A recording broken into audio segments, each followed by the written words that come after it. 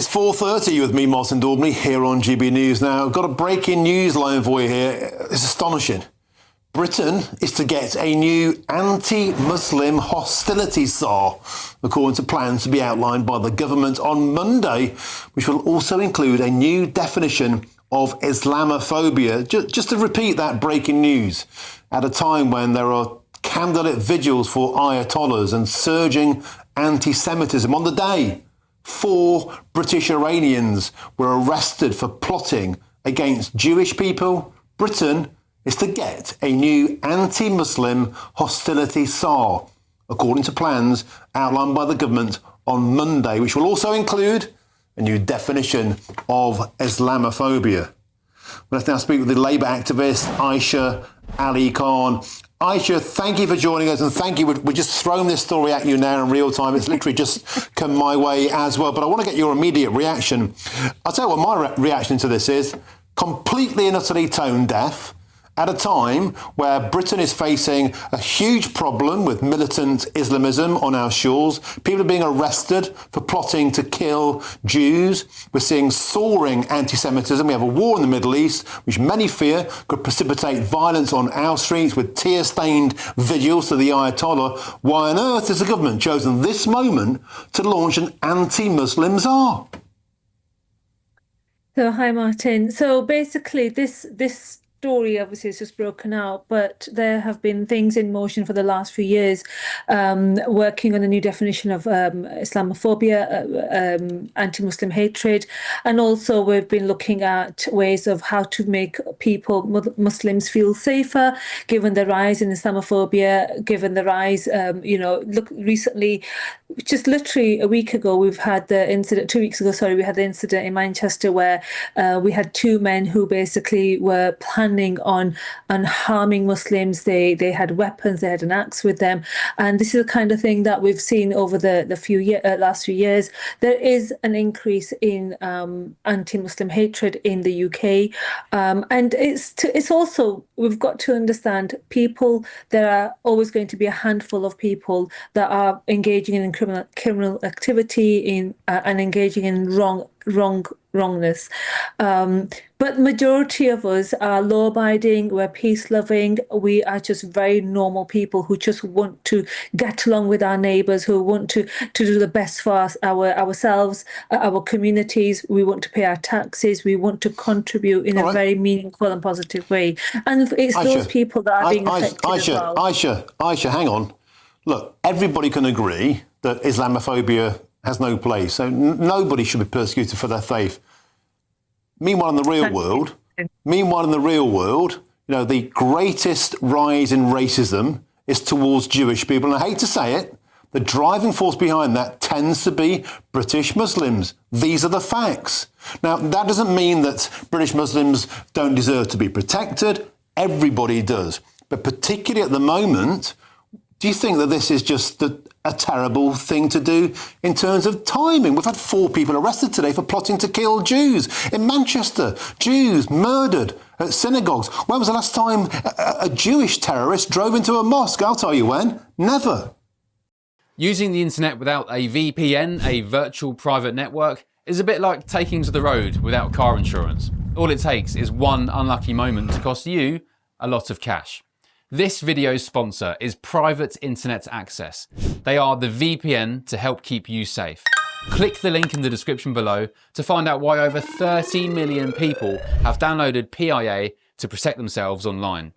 A virtual private network is an app that hides your IP address and helps keep your data private. When you're browsing the internet at home, you give up a large amount of data to businesses, to shops, and indeed to social media giants too. Hackers have the ability to steal your personal data with ease, including sensitive information such as passwords, keystrokes, and even your personal photos. Private Internet Access helps protect your personal data by encrypting your internet connection to keep your data out of the hands of cyber criminals. And it's not just hackers either to be concerned about. Information can be censored too. When Canada passed their C-18 bill, social media giants decided to ban news content on their platforms. But PIA can protect your ability to consume the news and content you love. Private Internet Access is available for Windows users, Mac OS, Android, Linux, iOS, and you can use one PIA subscription to protect an unlimited amount of devices. And we've got a huge GB News discount for you too. Click the link in this video's description and you'll get a massive 83% off PIA. That's under £2 a month, the price of a coffee, and you'll get an extra 4 months completely free on top. Also, there's a 30-day money-back guarantee too. Visit piavpn.com/GB News to start protecting yourself digitally today. Well, Martin, like I said, this is not something that's just been thought up this morning or today. This is something that has been in the pipelines for a very long time. And obviously, you've pointed out something that obviously we've seen a massive increase in hostility and anti-Jewish hatred as well, which really upsets me and pains me as well. I have many Jewish friends. I went to Israel myself, and I don't want to see hatred towards any religious community whatsoever. But there have also been many reports that have been released since 2023 showing the direct link between the IDF activities in Gaza and obviously an increase against Jewish people that have got nothing to do with the war, things that have happened. So it's just the same sentiment, really. People that are being affected have got nothing to do with things that, for example, you've mentioned cars being driven into crowds and so on. That's not the actions of people, of Muslims that want to live a peaceful life in Britain. They are the actions of criminals. Of terrorists who need to be arrested. Aisha, since October the 7th, those years ago, we've seen a huge precipitation of hostility on our streets. We've seen synagogues vandalised, Jewish restaurants vandalised, Jewish people flee the country. Jewish people tell me, almost in tears in the studio, they're fearful of living in this country. And let's be blunt about this. The driving poison, the cancer behind that is radical Islam. It's not Christians, it's not Hindus, it's not Buddhists who are doing this. The Muslim community needs to accept responsibility for the mess it is creating. And what I'm saying to you is, where are the good Muslims calling this out? Where are their voices? And why today are we finding ourselves with a new Islamophobia star, an anti-Muslim czar, at a time where we're experiencing an uptick in Iranians being arrested for plotting to kill Jews? It always seems to be the government seems to take the knee to the Muslim community. Am I wrong? I think you are wrong there.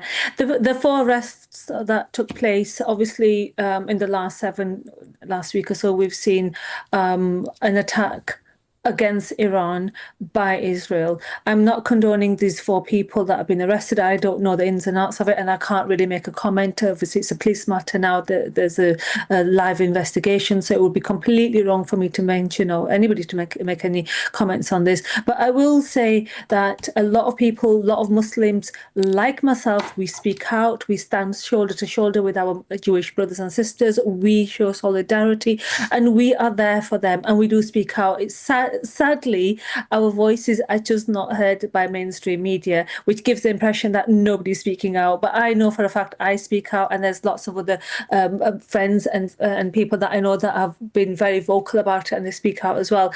But I will say that we've got this czar who will hopefully develop policies to help Muslims as well.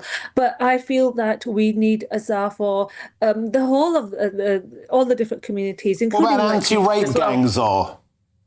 Oh, absolutely. What about an anti-rape gang czar? What about an anti-Semitism czar? What about that? No, it always seems to be that the squeakiest wheel gets the most oil. I'm sorry, that's the way that this seems. And as far as the timing goes, this is, I think, just unforgivable. What's going on at the moment? It's out of our hands. The timing was always something that was predetermined. So, yes, I know you're upset about the timing, but that was predetermined. But what you've said about having somebody, a czar to speak up for the victims of the grooming gangs, absolutely. Well, you've done an inquiry to it's dragged into it. They won't even address it unless the media, Charlie Peters, the survivors, scream about it. They don't even want to go anywhere near it. for fear of offending the this Muslim is something. community. And now there's a Muslim, anti-Muslim czar. Aisha Ali-Khan, I know you've been bravely speaking. I want to thank you for that. I'm sorry if you feel like I'm being aggressive towards you. I'm so sorry, Donna, if that's the case. That is not the case. I'm just a bit... No. Thank you. Please, thank you very much, Aisha. I know you're a wonderful person. Thanks for joining us. I appreciate your time. Thank you, Aisha Ali-Khan.